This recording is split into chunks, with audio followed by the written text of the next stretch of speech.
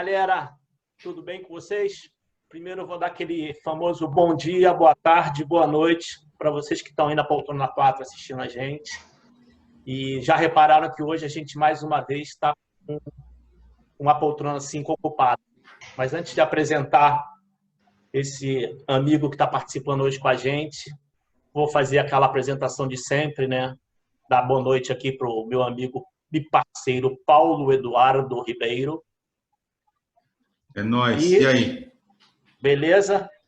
E Paulo Roberto, também dando boa noite dele. Serginho, boa noite Paulinho, boa noite Marco, boa noite. Prazer estar com vocês de novo. Vamos lá. Então, vamos lá. Agora vamos falar um pouco de quem está sentado aqui na poltrona 5. Para quem não conhece, o nome dele Marco Antônio Vieira Soto. Ele é head estratégico do Grupo Artplan e a gente está super feliz de estar com ele aqui hoje, para a gente trocar uma ideia, dar risada e naquele clima que vocês já estão acostumados de todos os programas anteriores, né? Então, vou passar a bola para o Marco. Já vou dar uma cutucada nele para ele já começar a dar um start, né? Que ele começou a contar em off uma história do Telex, do não sei o quê, que era o Paulinho do Telex. Então, de repente, a gente já starta com ele, porque a ideia hoje é falar um pouco de comunicação e tecnologia. A gente vê como é que a gente vai costurar isso durante esse voo. Marco, boa noite, obrigado com a gente. Beleza, a palavra é tua. Super bacana estar aqui com vocês, Paulo, Serginho. E a gente estava conversando, na verdade, um pouco dessa jornada tecnológica e a comunicação, né? Falando que hoje a gente reclama, às vezes, quando o link cai, né? E a gente vem de uma época que era Telex. Telex era uma fita perfurada amarelinha que tinha uma pessoa que era responsável por passar o Telex para outras pessoas que também tinham o mesmo aparelhinho, que recolhia do lado de lá e decodificava aquilo. Eu trabalhava na Salles em 1980 e tinha lá o Paulinho do Telex. Paulinho do Telex, assim, nominado porque ele era o homem do Telex. Era Paulinho o cara. do Telex. Não estando lá, não havia Telex. E se usava, viu? E ele deve ser até hoje Paulinho do Telex para todo mundo que conheceu, né? Ele perdeu o sobrenome. E essa jornada ela continua, né? Ela foi embora, depois a gente pegou a época do fax. Fax como novidade, né? Espetacular. Revolução. Pô, passava, olhava depois, ia lá e falava, e aí? Chegou direitinho desse lado? Tá dando para ler, né? E hoje a gente está aqui, mas é uma evolução significativa. O fax eu adoro porque eu peguei nessa época que eu trabalhei na Globográfica, quando vinha das agências a logomarca do cliente para a gente criar uma vinheta pelo fax. Era uma emoção tremenda, você decifrar o que era aquele desenho. Deixa eu fazer uma pergunta para vocês nessa linha. Vocês acham que a tecnologia, depois que ela chegou, esse século XXI, melhorou muito a nossa vida. Mas vocês não acham que a gente ficou refém dela e preguiçoso? Que antes, não sei, é só uma viagem minha. Parece que a gente era um pouco menos preguiçoso e um pouco menos refém da tecnologia que a gente tinha? A discussão sobre tecnologia ela é sempre curiosa, né? Porque ela tem, às vezes, esse viés de que o tempo é melhor, mas, como qualquer evolução, ela tem um lado bom e um lado ruim, né?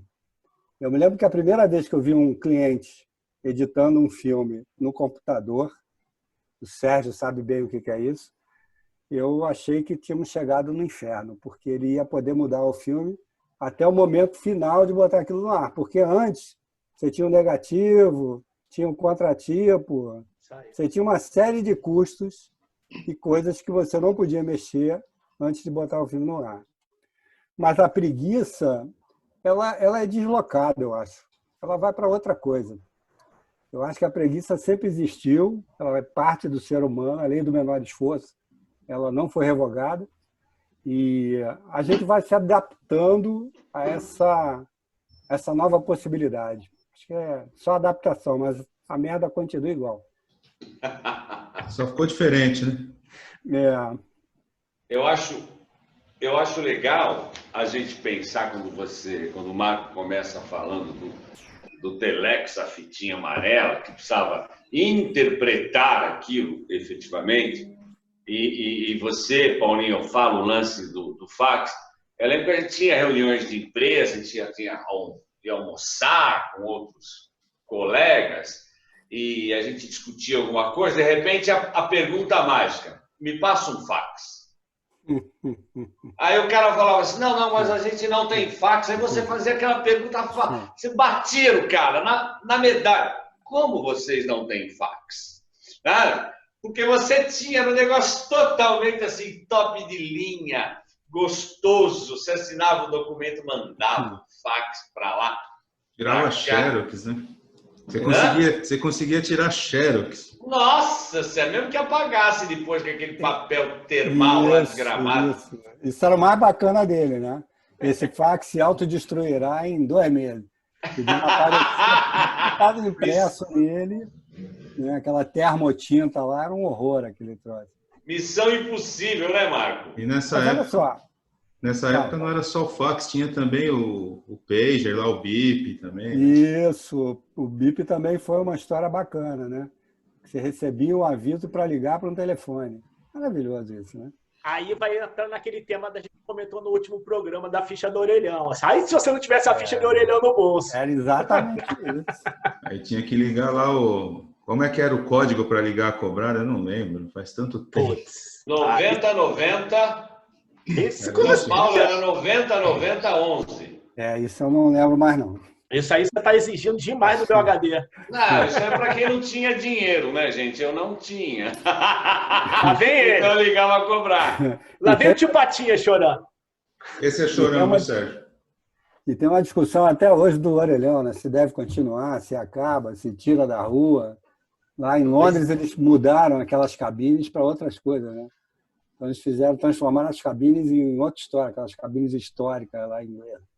Mas ninguém usa telefone mais. Para que orelhão? Só se for para colar aqueles papelzinhos lá de serviço das moças. Os tratamentos de massagem. Porque ninguém usa telefone mais, pô. Aqui no Rio quase você não vê mais nenhum. Destruíram os que sobraram. Eu vou te falar que se eu ver, acho que eu vou até fotografar, que eu não lembro. Mas, cara, o pessoal não usa telefone nem em casa mais. As pessoas não Paulo usam Roberto mais telefone. Paulo Roberto usa. Não, na verdade eu não tenho. Quem tem telefone fixo é você e o Paulo. Mas sem fio. Mas é sem fio também, né? Mas que vocês são modernos. Vocês são modernos. Você vai descobrir que existe telefone sem fio. Agora... Mas, vou falar uma coisa, Sérgio. O meu telefone serve só para uma coisa, para receber duas, na verdade. Para receber ligação de telemarketing e do Moacir Franco vendendo ômega 3. Só. Mas vamos puxar, eu acho legal a gente puxar um pouco do Marco, dessa coisa porque ele estava comentando em off aquela coisa dos comerciais de cigarro, né? E acho que é uma coisa bem legal na comunicação, essa mudança que você teve lá de trás.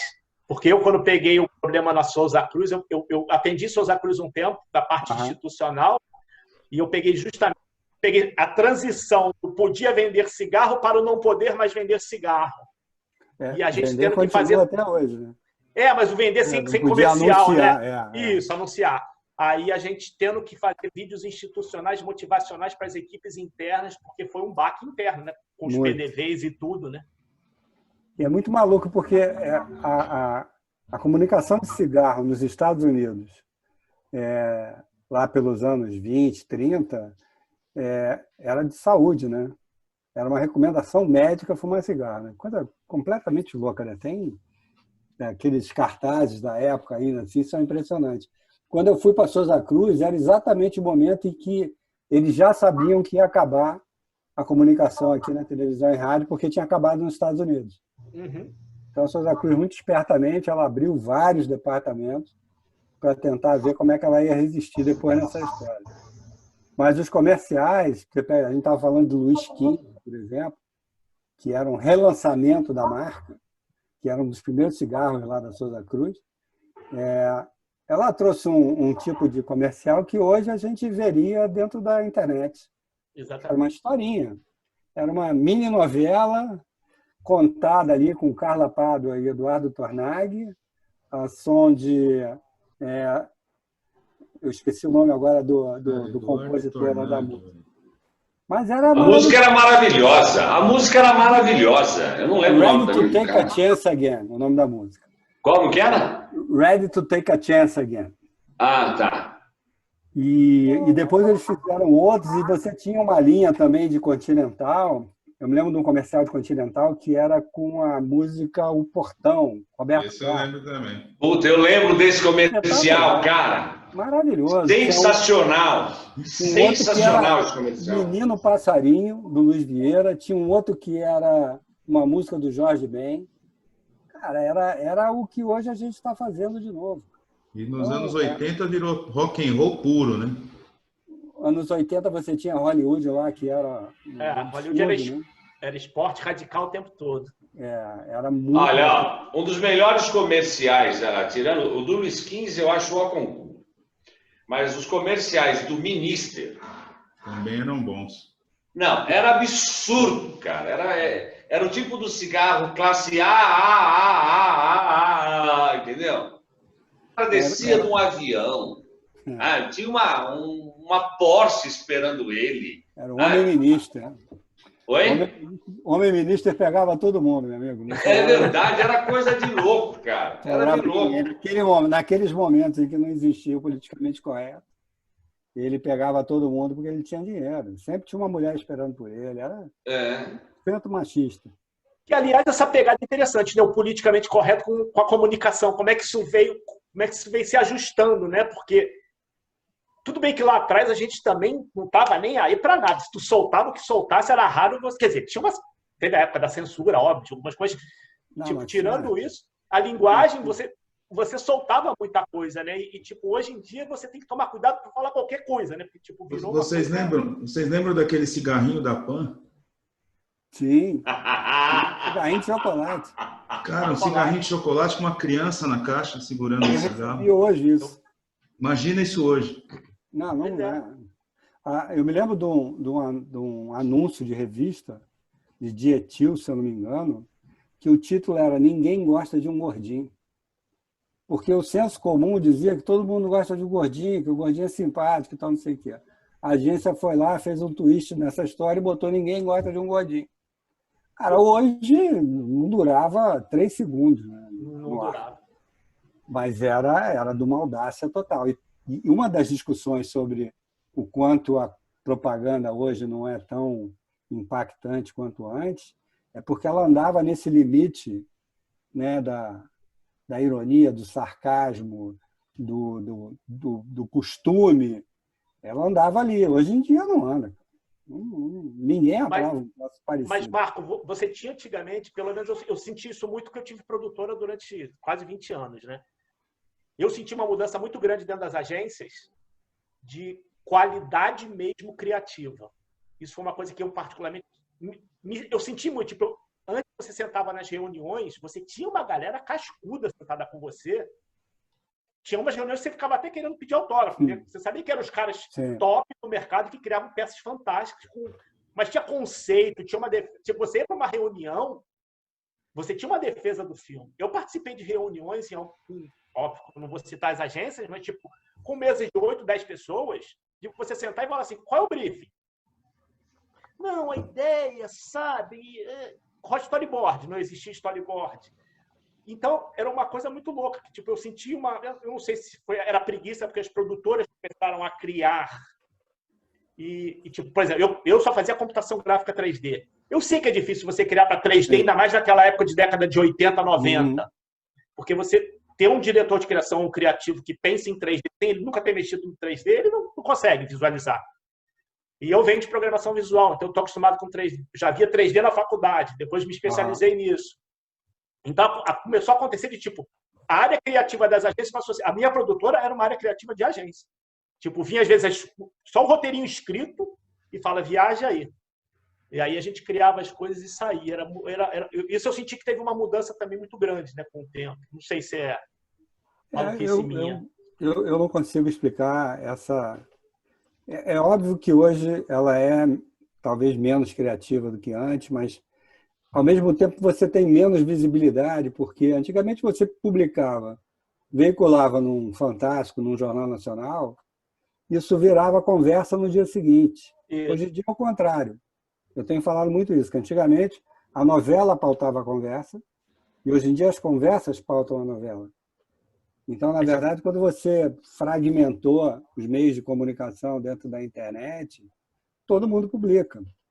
Verdade. Então, você não tem... Se passou naquela tua timeline ali e você não viu, um abraço. Ou alguém te manda aquilo depois, não é aquele ritual que você tinha das pessoas paradas na frente da televisão vendo um comercial, ou lá atrás, parados ao lado do rádio, ouvindo uma novela de rádio, entendeu?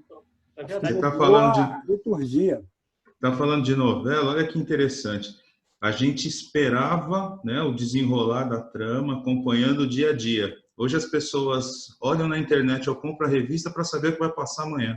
Isso é louco. Isso é muito louco, cara. Cara, deixa eu falando um pouquinho de novela. E eu lembro de uma, talvez, vou jogar no ar, uma novela chamada da Rede Tupi, chamada Beto Rockefeller. Você não consegue ficar muito tempo sem desenterrar Não, não consigo coisa, ficar longe da minha idade. Não consigo, amo a minha idade, adoro ser tiozão. E tem até, é verdade, cara, tem um case que a Sonrisal vendeu para a TV Tupi para fazer propaganda na novela. E o Engove vendeu para o Luiz Gustavo. Você deve saber dessa história melhor que eu, né, Marco?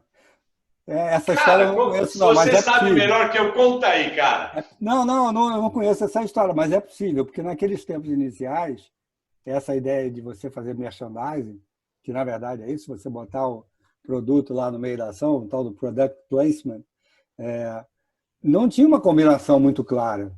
Pô, Beto Rockefeller foi uma novela assim, disruptiva para a época, né? Completamente diferente, o modelo, uma ironia, uma brincadeira que não tinha. A gente vinha do melodrama mexicano, né? Glória Magadã, né? Uma galera que vem da novela cubana. E aí chega Beto Rockefeller, lá, que é do Braulio Pedroso, se não me engano, é o autor, que destrói aquilo tudo. Põe um anti-herói lá para funcionar, que era o Luiz Gustavo. Pô, tem uma cena icônica, né? Mas é icônica essa cena. Eu não vou lembrar, eu lembro do Luiz Gustavo. Veio um ator, que eu não lembro quem era o cara, e falou: nossa, uma dor de cabeça, ontem eu saí, não sei o quê. E ele pega um Alka-Seltzer, um Sonrisal, joga no copo, aquilo começa a ferver e ele toma. Aí ele oferece para o Gustavo, não, já tomei o meu Engove. 2 antes e 2 depois. Sensacional! Maravilhoso. Cara, é absurdo isso, gente. Hoje é impossível, mas naquela época, provavelmente, esses acordos eram muito, muito frágeis ainda. Tanto que depois a própria Globo, ela botou uma estrutura toda só especificamente para merchandising. Os caras falavam, pô, estamos perdendo dinheiro, porque o cara fazia esses cacos lá no meio da história e passava, né? E futebol também teve isso durante uma época também, então, botava boné, botava cinta, botava tudo, e aí as emissoras foram segurando um pouco mais essa história, porque é a malandragem, né? Inventou o cinto de castidade, o cara inventa o abridor de lata, não tem como. É verdade. Se você falar de futebol, aqui em São Paulo a gente tem o Corinthians. Eu e o Paulinho, nós somos São Paulinos, né? Graças a Deus. Mas o Calunga patrocinou o Corinthians, entre aspas, durante acho que 15 anos e nunca pagou. É mesmo? Tinha o nome dele lá e nunca... não que nunca tenha pago, mas os valores eram ínfimos pela publicidade que o Corinthians dava. Pelo tamanho, a visibilidade, né? Exatamente. Para você ver como essa época, né, que a gente está falando, essa época passada, ninguém se ligava muito nisso que a gente pensa hoje. Mas aí foi sagacidade da Calunga, né? De tipo ter uma agência talvez por trás que pense e fala assim, eu tenho um baita canal que eu atendo 40 milhões de pessoas, eu vou lá no Corinthians, o Corinthians não tinha ninguém da área de marketing ou merchandising que pensasse um pouco, o cara foi lá e falou, filho, eu vou te botar isso aqui, vou te dar 500 pratas por jogo. Serginho, não tinha agência. Não tinha, isso não existia. Então, mas foi a Calunga direto com o Corinthians? Foi, o Calunga era o dono da Calunga, sabe? A memória é boa. Devia ser Ele era um dos diretores do Calunga. Não, acho que eu dou um jogo de camisa. Exatamente, jogo de camisa. Começou assim. Os caras de futebol são amadores demais. Eu lembrei de uma situação, né? O Sérgio deve lembrar, porque foi com o time dele, o Vasco. Né, não briga com isso não. Briga com isso não, que a porrada estanca. Mas vocês devem lembrar, né, que deu um problema, eu não lembro exatamente a história, era uma final, deu um problema lá com a Globo e o Vasco entrou com o patrocínio do SBT nas costas, vocês lembram disso? Ixi, eu lembro disso. Do Vasco eu não lembro nada, para ser muito sincero. Porque eu preferi esquecer o Vasco. Você torce para que time? Sou rubro-negro. Porra, tá achando o quê? Tu acha que eu vou chamar? Vocês acham que eu vou chamar vascaíno pro programa? Vocês estão loucos. Olha, Sérgio, não fala assim. Não fala assim, pô. Esses caras são marrentos, né, Paulo? Não. Tá difícil, né, cara? Mas tá difícil, cara. Deixa aproveitar, camarada. Se o mundo, Paulo, isso mudará. De novo esse papo. Oi? Não entendi. De novo esse papo de não, eu só fiz uma afirmação, desculpa. Aí você tocou no calcanhar de Aquiles. Não. Pergunta para Maria Tereza. Pergunta para Maria Tereza, que você tem aí igual a minha. Tu chama de Maria Tereza, que se a gente falar o nome dela, ela vai começar a falar. Ela vai falar. Não, pergunta para ela sobre dezembro de 81. Vê que ela vai cantar para você. Ah, tá. 81? Não tem mais anos nisso? 81, né? Não, tá, desculpa. É que a gente é tri. Entendeu? Mas vamos voltar para a novela, vamos falar de Top Model. É verdade, Model. sem briga. Vamos falar de Top Model. Top Model, essa aí eu não vi. Essa novela também foi uma novela que criou tendência, né? Você tem novelas aí, porra, espetaculares, né? Dias Gomes fez diversas quebras dessa lá no passado. O cara era um monstro.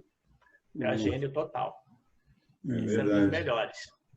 É verdade. Cara, de novela, eu acho que eu tô com o Marco, não sei nada também. Eu sei, cara, eu lembro de algumas, tipo, mas... Vocês ficaram falando de Saramandaia no outro programa aí, para. Isso, bom. Mas olha só. Você, Paulo Roberto, e o Sérgio ficaram falando da Dona Redonda aí. Não, falamos outra coisa e não estava nem no ar. Fica tranquilo. Ah, não tá? Presta atenção no que você está gravando. Eu achei que vocês tinham falado da Dona Redonda.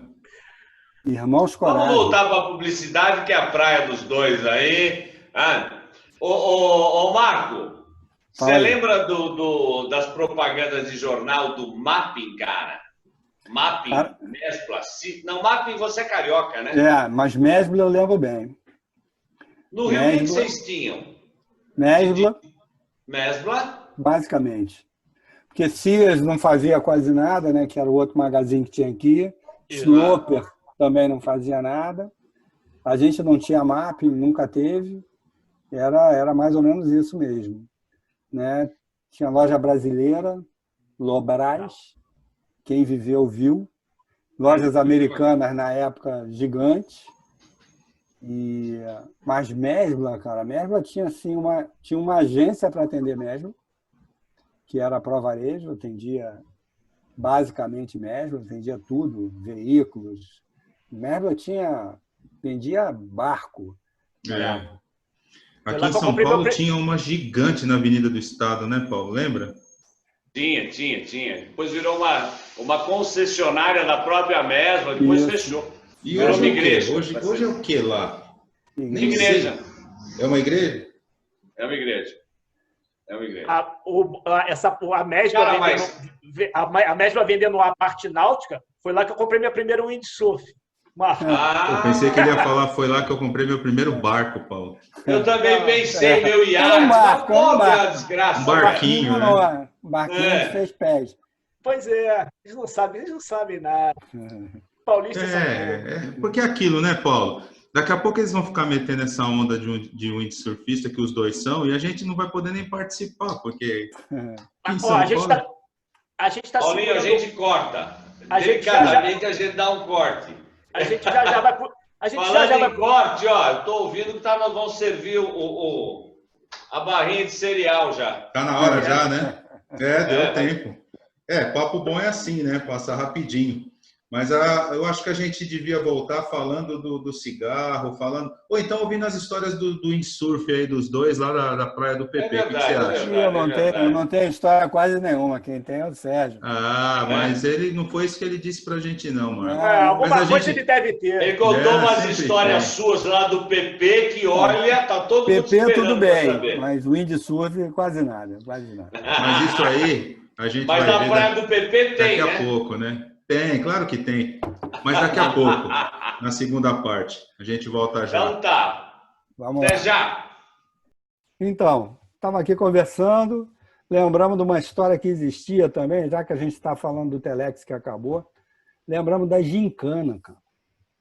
Gincana era espetacular, né? Botava um bando de moleque de carro, na maior parte das vezes dirigindo sem carteira, correndo pela cidade, feito uns aloprados, para ganhar uma história que não necessariamente era financeira, para uma instituição, mas o bacana era a turma, né? Cara, não estão as turmas hoje. Sumiu, Acabou, né? Sumiu. Porque, tipo, a gincana era muito legal, que eu estava falando para vocês. Eu tinha eu tinha coleção de maços de cigarro. Nunca fumei, mas venho de família de fumante, né? Então, eu tinha coleção, que meu pai viajava muito o mundo todo, e meu pai era diretor comercial de um estaleiro, e meu pai era comercial, né? Todos os contratos eram na mão dele. Meu pai era fumante, fumava só 4 maços por dia, né? E aí ele já ia trazendo de todo mundo para mim. Então eu tinha uma coleção gigante, tanto de chaveiro quanto de cigarro. Então tinha gincana, a galera batia lá em casa, eu morava na época, eu estava morando no Leblon, e tipo, era direto. Agora, eu nasci em Ipanema, e tipo, a gente tinha as turmas de rua, e acabou. E tinha a turma da Barão da Torre, que era boa de porrada toda a vida. Brigava com a turma do Leme, turma da Urca. Era complicado. Eu morava no Leme, tinha umas 5 turmas diferentes, mas elas se davam bem. Agora, quanto o inimigo externo, é que a história era mais complicada. Mas era briga. Não tinha ainda revólver, não tinha nada disso. E tinha agendamento com porrada, né? Tinha. Isso apareceu depois, é que apareceu a arma de fogo. E era complicado. Eu jogava futebol de praia e às vezes a porrada comia, meu amigo. Era complicado, porque você não sabia quem estava vindo, quem estava batendo. Tirava a camisa para não reconhecer e vamos embora. Mas comia de graça? A porrada era de graça? Totalmente de graça. Quem estava pela frente, você não sabia se era amigo ou inimigo. Vamos embora. Não era tá grupo. Na casa, sai correndo. Mas era tipo assim. Vai lá, Marco. Não, era briga física, era braço, soco. Não tinha essa atrocidade que a violência urbana virou, entendeu? Isso não era tinha. Saudável. Você voltava só com o olho roxo. Mas era uma saudável, mas, tipo assim, quando você batia. Mas ele que era do Leme e jogava futebol de praia, eu era mais novo. Então, as porradas de pessoal de futebol de praia, eu sei que o negócio era feio. Era horrível, cara. Brigava todo mundo. Você tinha um círculo em torno do campo, né, da torcida local e a torcida visitante, e entrava todo mundo, porque você não tem alambrado. Ou você corria para dentro do mar e voltava nadando para casa, ou você saía correndo, porque não tinha o que fazer. A opção era dura. Imagina quando você era visitante, né? Que tu tava com a torcida em volta toda, que era do outro bairro, normalmente era do outro, tipo, ele era do Leme, sei lá, o pessoal lá do bairro, de Ipanema. Eu gostava de jogar no time adversário, assim, era bom. Era perigoso, mas era bom. Tinha um frisson ali de irritar a torcida que era bacana. E o bacana é que o bairro acompanhava. As pessoas do bairro acompanhavam aquele time, que nem cidade do interior, né? Que o cara vai junto. E aqui tinha isso dentro das praias do Rio de Janeiro. A pessoa ia lá acompanhar, saía do Leme, ia para o final de Copacabana, aí depois as pessoas voltavam, ou voltavam andando, ou voltavam de carro, ônibus, da maneira que fosse possível. Era uma identidade assim do bairro.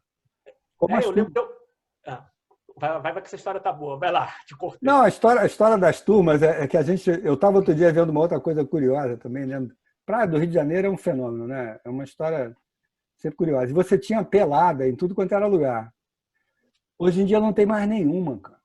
E eu digo que acabaram as peladas, porque acabou a Playboy e acabaram as peladas de praia. Acabaram totalmente. Não existe, foi delineado. O que tem hoje é escolinha de futebol, cara. E aí a gente fala, pô, o futebol está perdendo a ingenuidade, está perdendo a espontaneidade. Só tem escolinha, cara. Não tem nenhuma pelada. Não tem. E era mais de 20. Todo final de tarde. Aqui em São Paulo a gente tinha muito campo de várzea que também não tem mais. Acabou. E tipo, a gente falou que não ia falar de futebol, mas você entra, nessa linha que o Marco está levantando, e você tinha olheiro de time vendo essa galera jogando na rua, na areia. Tinha gente sendo selecionada dali. O Júnior, que jogou no Flamengo, se eu não me engano, ele veio do Juventus, que era um time da Figueiredo. Isso. E que a porrada comia contra o Fiorentina, que era o time que eu jogava, que era patrocinado pelo La Fiorentina, que é um restaurante histórico do Rio de Janeiro. Isso. E aí tinha essa turma que se encontrava ali à noite também.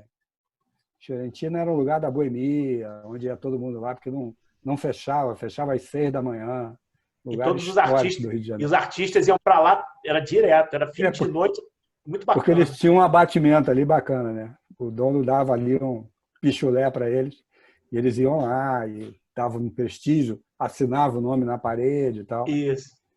Você tem na parede desse restaurante, Paulo Roberto, que gosta dessa coisa, você tem um monte de foto de artista do mundo inteiro, você tem gringos, inclusive, e as paredes são todas autografadas. Então a gente voltou para o marketing. Voltamos para a publicidade. Mas, antes de voltar para o marketing, eles estão falando da praia, lá da turma de praia. Aqui em São Paulo, o Paulinho até levantou que a gente tinha os campos de várzea, mas tinha uma coisa que eu acho que no Rio de Janeiro talvez não tenha pegado, eu desconheço, que era clube, cara. Clube social. Aqui no subúrbio tinha. Oi? No subúrbio tinha bastante, né? Você tinha os clubes de subúrbio que era isso. Normalmente era uma quadra, um salão de festa e um bar. Nada. E piscina. Aqui não, aqui era piscina, uma quadra. Mas isso aqui pegou muito. Se você pegar Corinthians, São Paulo, Palmeiras, tinha o Esportivo da Penha, tinha o Atlético Ipiranga, tinha o Juventus, que tem até hoje. Aliás, não tem muito a ver, mas hoje eu ouvi que o Noroeste... Foi o Noroeste ou o Nacional que faliu? O Nacional já faliu faz anos, né, Paulinho? Eu ouvi um clube hoje aí. Eu não tinha nascido quando o Nacional quebrou. Mas desculpa, segue aí, você estava falando de clube. Não, tô voltando. Cara, então, isso não existe mais, esse lance de clube social, cara. Era legal você sair de domingo com a família, ia pro clube, pra piscina. Vocês têm praia, vocês vão pra praia. Nós não. A gente ia pra piscina nos clubes. Hoje, isso não tem mais. Sabe? Não tem essa associação, vamos dizer assim. Hoje o Você não Paulista sai vai de pra casa Avenida para Paulista. passar o domingo no clube. Oi? O Paulista hoje vai para a Avenida Paulista. Hoje você tem os clubes de corrida, né? Você tem algumas coisas assim que começaram de uma outra maneira. Mas é bem diferente, é totalmente diferente. Diferente. Você imagina que o clube social, para nós, Marco, era a sua praia de domingo. Sim. Você ia cedo, sabe? Fazia um churrasquinho, tomava uma cervejinha, batia papo, cerveja, dava uma volta. Nós a mesma coisa. E a família inteira ia para lá. Era muito legal. Mas por que acabou? Acabaram os clubes? Eles fecharam? Não, os clubes existem, mas tem um lance que se fala muito, que é com o advento dos grandes condomínios. Todos têm piscina, todos têm churrasqueira, salão de festa. As pessoas não pagam mais um lazer que elas têm dentro de casa. Ô, Paulo, eu acho o seguinte também, cara. Essa geração não está disposta a ir para o clube, cara. Não sei se essa geração nova está disposta a ir para o clube. Eu vejo, por exemplo, a minha mulher gosta de ir para o clube. É muito raro eu ir com ela, porque eu não gosto muito, mas quem está lá, cara, é o pessoal mais velho. O pessoal mais jovem não está no clube. Não, mas eu não estou... Paulo, eu até concordo contigo. Não é uma questão da geração. Eu acho que é uma questão de momento. Nós temos vários momentos. Né? Hoje, a moçada não faz isso, por quê? Fez isso quando era molequinho, meus filhos iam. Hoje, o condomínio que eles moram tem piscina, tem quadra, tem churrasqueira. Não existe a necessidade, eu percebo, a necessidade do deslocamento, sabe? Mas o clube é muito mais do que isso, cara. O clube é um convívio com outras pessoas, é muito mais do que simplesmente ir para a piscina. Pelo menos quando eu era criança, era assim. Faz tempo isso, hein? Que é a mesma... Faz tempo, cara. Agora, será que isso aí é culpa da tecnologia que está afastando? Cara, assim, eu pego meu filho, eu tenho um filho de 11 anos. Ele está no Fortnite aqui no confinamento, está feliz da vida, cara. O que eu falei? Não falei isso no último programa? Cara, ele tem aula pela internet e encontra os amigos no Fortnite. Fica ali com fone no ouvido, falando com todos eles. É completamente diferente, cara. Então, essa história de ir para a praia, encontrar os amigos, como eu ia, ele não vai, ele não tem amigo na praia, cara. Para mim é um absurdo, eu moro a 100 metros da praia. Na praia, que tal?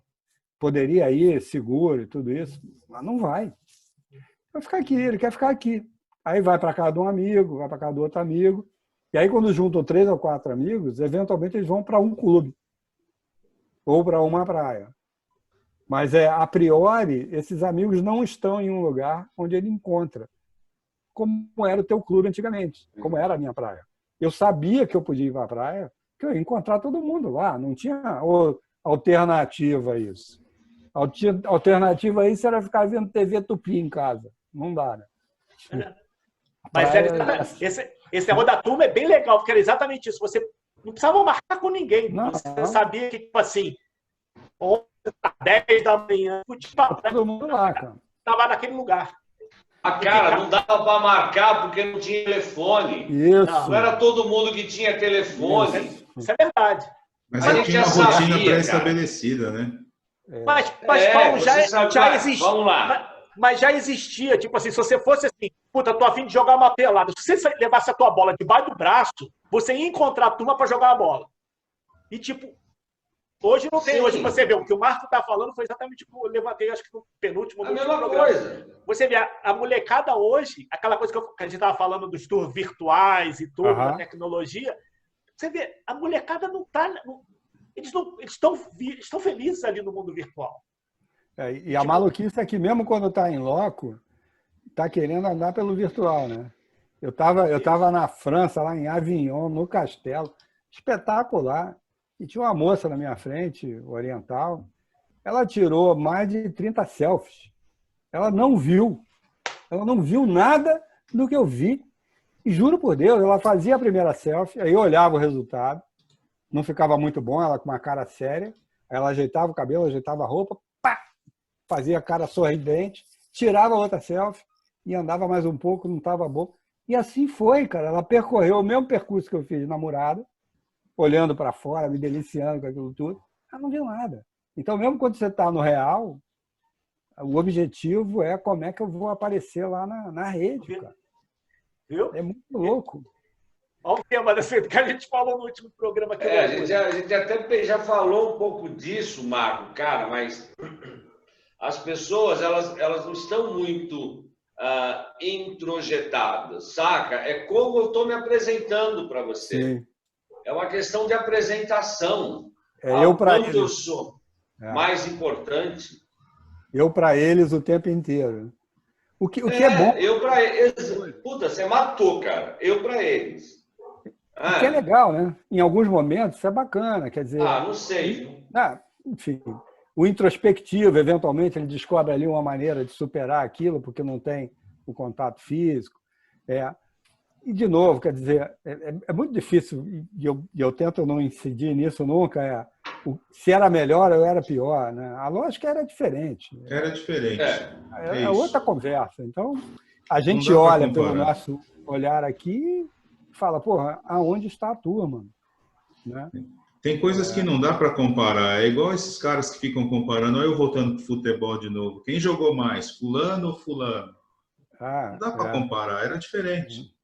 Esse papo é louco, eu também nem entro nisso, porque tipo, acho que não vai a lugar nenhum. Mas essa coisa se a gente começar a falar, eu concordo com o Marco, não dá pra gente falar que era melhor ou pior, mas eu sou um cara de tecnologia, assim como o Marco viveu, todos nós vivemos a tecnologia, mas eu venho de tecnologia mesmo, tipo, eu venho de computação gráfica desde que eu saí da faculdade. A primeira coisa que eu fiz de programação visual e eu brincava, falei assim, papel, para mim, eu não vou trabalhar com papel. Eu vou para computação gráfica. Aí fui para a Escola Visual Artes de Nova York, voltei para o Brasil e entrei na Globograph. Então, eu venho da tecnologia o tempo todo. Então, quando eu montei minha produtora, quando começou em 94, a parte de internet começou a aparecer, eu montei um núcleo de web dentro da minha produtora em 94. Em 94, eu estava começando a fazer site. 94, 96, alguma coisa assim. E desde então, eu venho acompanhando tecnologia. Quer dizer, eu vivo disso, né? Hoje eu tô na produção, mas eu estou em TI. Então, tipo, eu não consigo fugir mais disso. Mas eu me controlo. Por exemplo, quando eu vou dar minha pedalada, eu não levo o celular. Eu levo só meu fonezinho, meu iPodzinho velho, para ficar ouvindo música e acabou. Eu não fico eu também não corro. Quando corro, não corro de celular também não. Mas voltando para a história da tecnologia, eu, sem dúvida nenhuma, acho que o computador é melhor do que o fax. Cara. Eu não tenho essa nostalgia. Nenhuma. Eu acho que ele é muito mais legal. E assim, eu acho que a tecnologia trouxe um monte de coisa espetacular, cara. A possibilidade de você verificar as coisas no momento que estão acontecendo, ela pode levar para uma neurose básica, mas em outros momentos ela é espetacular, cara. Você vai para a Disney, quem tem filho pequeno aqui sabe mais ou menos o que é isso. Aquele estacionamento com metade do estado de Sergipe de área. Você para o teu carro. Pô, fotografa tudo, onde você está. Depois você volta só olhar o que você fotografou. Porra, é foda de bom. Eu acho espetacular. Você marca no GPS, né? Porra, ele te leva para lá via Waze. Ele te leva até o carro, cara. É simples assim. Cara, esse negócio de nostalgia é muito engraçado, né, cara? Tem uma galera aí voltando a consumir disco de vinil, por exemplo. Eu não tenho saudade nenhuma de disco de vinil, cara. Ele diz que tem uma impressão diferente, né? Tem uma tonalidade que a mídia digital nunca chegou lá. Mas você tem que ter ouvido também maravilhoso, né? Não, pode até ter, cara, um som diferenciado, tudo, mas a hora que risca, acabou, já era o seu vinil, né? Eu prefiro entrar aqui no meu computador, baixar as músicas que eu quero, cara, ou então espelhar o meu celular no meu carro e ouvir direto no YouTube e acabou, quero saber de vinil, nada. Mas esse papo aí é bom da música, porque eu peguei o fim da película, né? Mas eu vivi isso diretamente. Então, porque eu estava, nesse momento, eu tinha associado a minha produtora a Labocine, você deve ter conhecido, né, Marco? A antiga líder. Então, eu cheguei a montar um núcleo lá dentro. Eu levei a minha produtora Twister para dentro da Labocine e montei aquele núcleo digital deles, aí depois eles fecharam 2 anos depois, alguma coisa assim. Na verdade, essa história é longa. Mas aí, então, no início do digital, das captações de digital, os diretores de fotografia de cinema, principalmente os old school mesmo, Valtinho Carvalho, esses caras, nossa, era porradaria. Filmava em película e fazia... Aí, por causa da densidade, do sei o quê, eu falei, Valtinho, o digital vai... Exatamente, mas eu falei, o digital vai chegar no que a película faz. Hoje o Valtinho discutia comigo, que não. Como é que o Valtinho roda hoje? Só digital. E, tipo, porque as lentes que eles usavam em película começaram a ser adaptadas para as câmeras digitais. As câmeras digitais evoluíram a tecnologia. Então, hoje, você olha... Na realidade, o digital gerou um problemaço para as captações. Principalmente quem filma em estúdio, com cenário montado. Porque as digitais têm tanta profundidade de campo, tanta nitidez, que começou, tipo, aquela coisa da cenografia que o cara emendava lá e aparecia. Tinha um prego. Aparece tudo. High definition é amor. Aí você tinha problema na pós-produção, que é a minha praia. Aí viu o cara da pós-produção, a gente começava só a olhar e falar, puta, olha o que tem de retoque para fazer na porra da cena. A gente ficava maluco, porque não foi filmada para ser retocada. Era um problema que apareceu no set e que tem que ser resolvido na pós. Tanto que tem até aquela maldita frase, resolve na pós, né? Que eu tenho um ótimo. Mas foi uma coisa da tecnologia que foi até adaptar isso. Que eu acho que talvez seja o que está acontecendo agora com essa volta do vinil. Senhores, deixa eu só interromper vocês, porque daqui a pouco o tempo acaba e vocês não falaram da Praia do PP. E é um assunto que a gente queria ouvir e está quase acabando o nosso tempo. Fala um pouquinho aí da Praia do PP, aí, anos 80, o que vocês viveram. É mesmo, né? Eu acho que eu vou ter que sair. Por quê? Fala do windsurf, Vai ter que então. sair. Tô indo, amor. Tô indo. Falando do Um segundo, só estão me chamando agora ali. Então deixa Não vai. quieto, deixa pra lá. Não, mas não vai precisar. Mas ali a gente pode misturar a Praia do PP com a turma. Porque, tipo assim...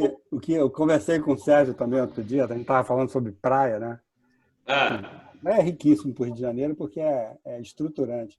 As praias elas foram migrando, cara. A praia mesmo bacana, né? No início da década de 60, que o Stanislau Ponte Preta fala, era ali na Bolívar, em Copacabana. Isso. Aí depois chega para o Posto 6, aí vai para o Castelinho, em Ipanema, ali no início da Bossa Nova, Arpoador com Arduino Colaçante inventando o surf. Depois ele vai para Montenegro, que não se chamava ainda nem Vinícius de Moraes. Vai para Garcia, da Garcia vai para o Country, do Country vai para o Pepino, e do Pepino ela vai para o PP, onde agora ela está fazendo um movimento retrógrado, voltando ali para o K2, que é uma área de vela também. Mas é engraçado porque eram as mesmas pessoas que iam mudando. E eu fui tanto na Praia do PP, e essa galera vinha de outras áreas, que tinha gente lá que jurava que me conhecia da Garcia. Só que eu nunca fui à Praia da Garcia. Os caras me viam tanto no PP e acompanhando aquelas pessoas que foram até o PP, e falaram, não, eu lembro de você na Garcia. Eu falei, cara, eu não estava na Garcia. Porque era a mesma turma que ia acompanhando itinerante essa praia. Eu peguei Ipanema na época do Pier, né? Que tinha aquele Pier de Ipanema. E eu era da década de 70, né? 60. Ali já era... Nossa! E eu peguei... eu tinha... Não, é início de 70. Início de 70, que eu sou de 61. Início de 70.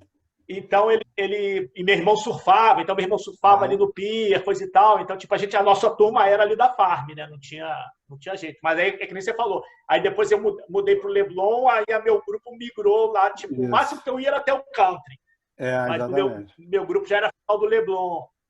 Aí mas a praia do PP era um fenômeno. Era assim, era longe de todo mundo, não tinha ônibus na porta, e, no entanto, era a praia que congregava ali toda...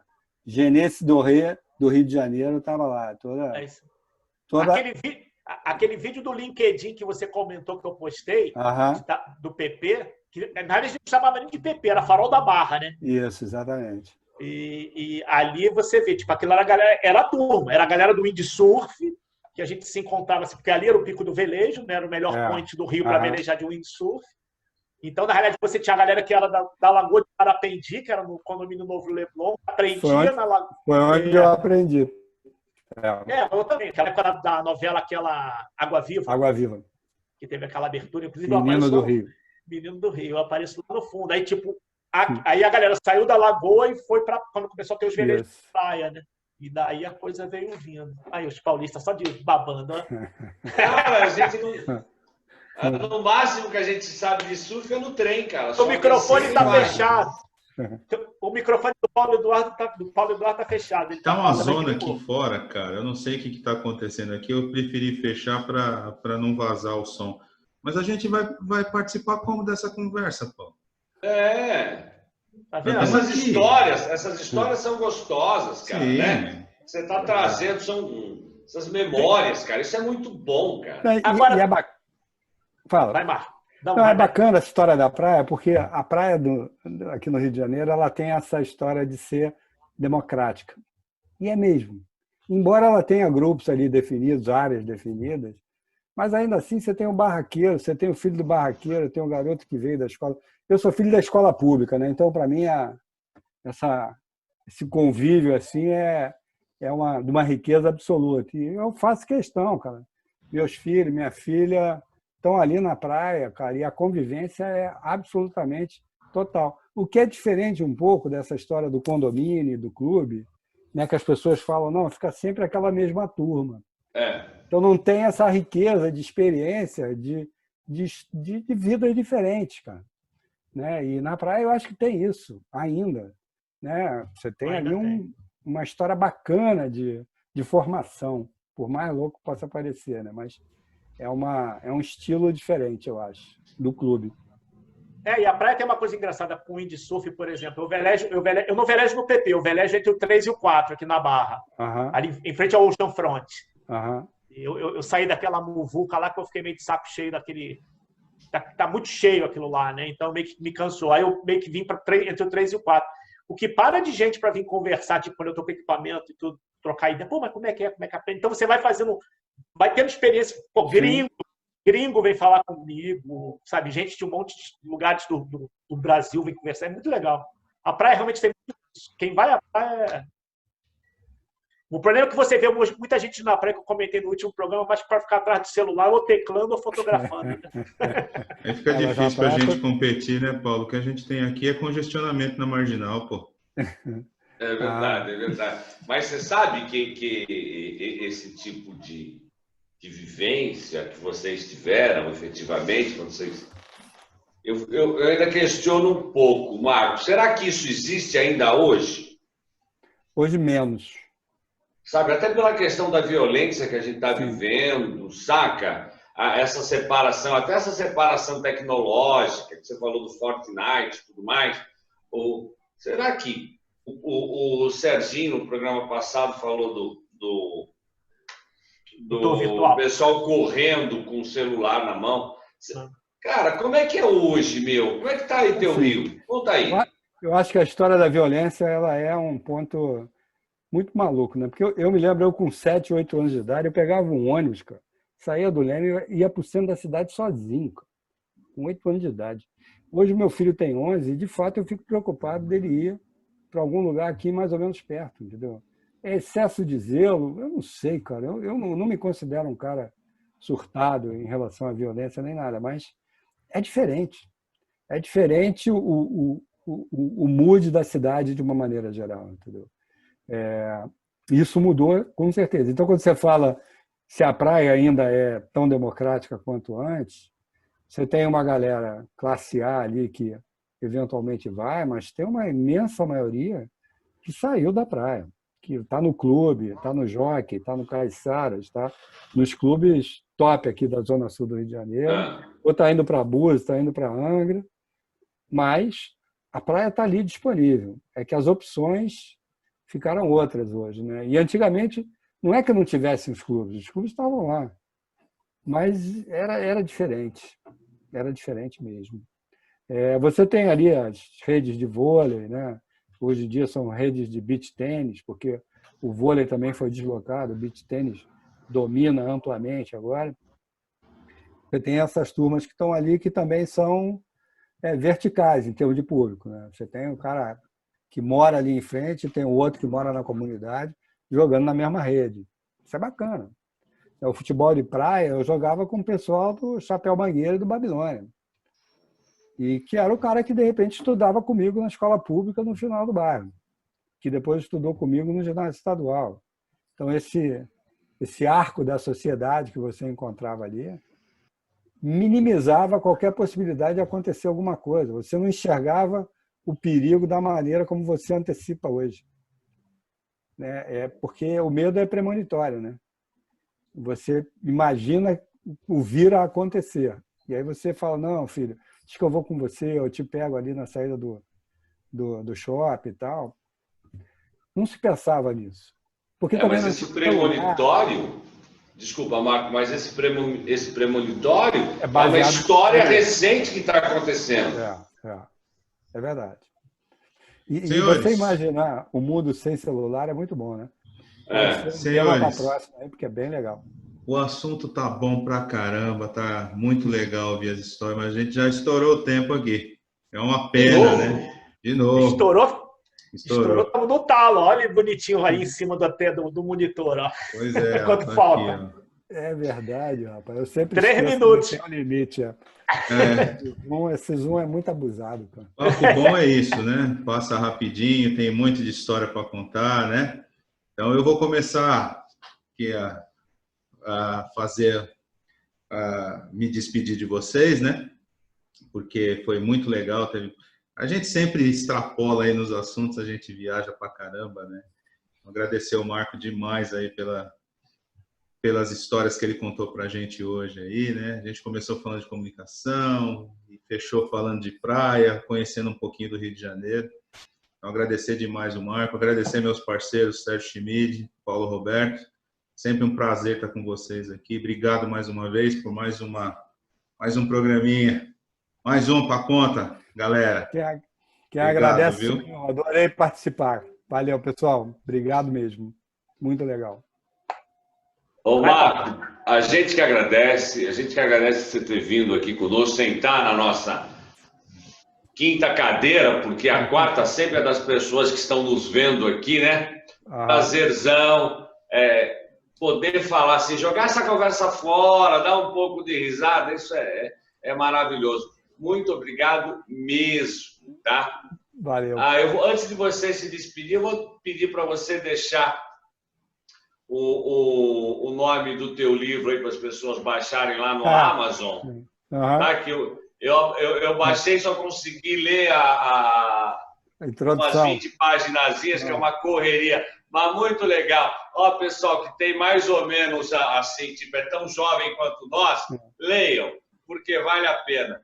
E o começo, a história do óculos, então, achei sensacional, né? No restaurante. É o Manual do Novo Velho. Isso, Manual do Novo Velho. Você consegue ir no Kindle, lá no Amazon, amazon.com.br. Procura lá. Eu coloco depois no vídeo. Nós vamos colocar lá, vai ser legal. Mais uma vez, muito obrigado. Serginho, beijo no coração. Paulo, outro. Meus queridos, galera, fiquem com a luz. Valeu, obrigado. Tchau, tchau. Deixa eu dar só o tchau pro Marco, então agradecer a ele. E falta 1 minutinho e 20 só. Eu tô olhando o tempo, eu tô acostumado, Paulo, fica tranquilo.